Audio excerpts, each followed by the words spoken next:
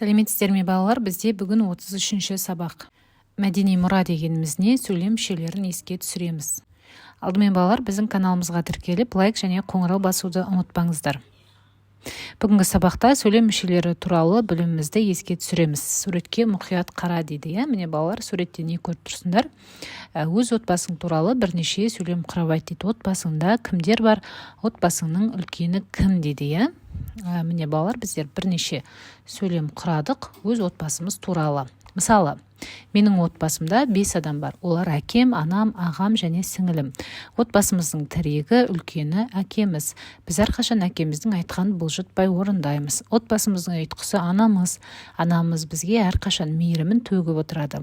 Отбасымдағы жасы бойынша 3-ші адам ол менің ағам. Ағам әрқашан бізді қамқорлап жүреді. Ең кішіміз сіңілім. Біз оны қатты жақсы көреміз және әрдайым еркелетіп жүреміз. Міне балалар, сөйлем құрамындағы сөздердің қызметі де отбасына ұқсайды дейді. Сөйлемнің басында бастауыш тұрса, соңында баяндауыш тұрады. Олар тұрлаулы мүшелер деп аталады. Ал тұрлаусыз мүшелер сөйлемдегі ойды толықтырып тұрады дейді. Екінші жаттығу кестені ауызша толтыр дейді. Және сөйлем мүшелері туралы айт, мысал келтір дейді. Міне балалар, қараңыздар, біз кестені толтырдық, жазып алсаңыздар болады.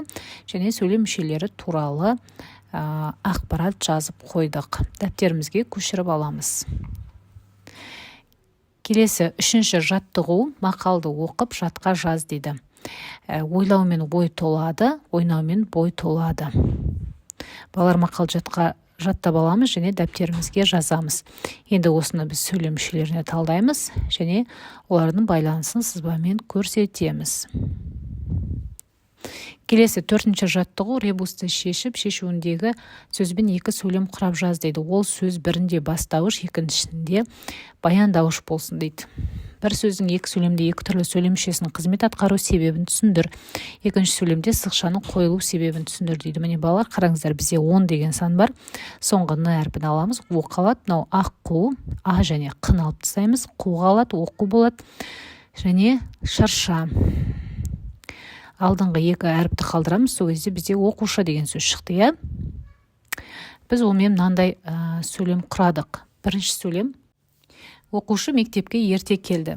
Яғни бұл жерде бастауыш болып тұр. Кім ерте келді? Оқушы ерте келді. Келесі: мектептің мақтанышы үздік оқушы. Яғни бұл атау тұлғада тұрған, яғни зат есімнен болып тұрған баяндауыш.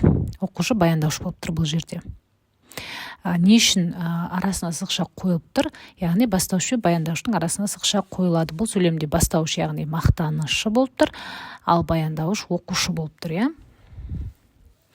Келесі 5-ші жаттығу мұражайда тақырыбында берілген сызба бойынша әңгіме құрап жаз дейді. Міне балалар, қараңыздар, бізге сызба берілген және олардың байланысы берілген. Алайда біз мына жерде анықтауыштардың орнына кез келген тұрлаусыз мүшелерді қойдық.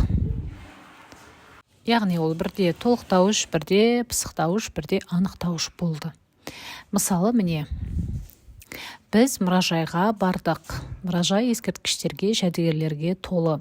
Ескерткіштер мен жәдігерлер тарихи құндылық. Бізге мұражай ұнады. Біз оны сөйлем мүшелеріне осылай талдадық және байланысын көрсетіп қойдық. Келесі тапсырма 6-шы жаттығу шығармашылық үзіліс. Берілген тірек сөздер мен жоспарды пайдаланып, мәңгілік ел қақпасы тақырыбына әңгіме құрастыр дейді. Міне балалар, бізде тірек сөздер берілген және жоспар берілген. Міне біз осылай қысқаша әңгіме құрастырдық. Мәңгілік ел қақпасы Қазақстан тәуелсіздігінің мерейтойына арналып салынған монумент. Бұл сәулет нысаны Астананың сол жағалауында орналасқан. Қақпада отан ана, әйел ана, тайқазан, ақсақал ескерткіштері бар. Ол ескерткіштердің өзіндік маңызы ерекше. Олар тұрақтылық пен қонақжайлықтың бірден-бір нышаны болып табылады деп жаздық. Осымен сабағымыз аяқталды. Келесі сабақта кездескенше сау болыңыздар.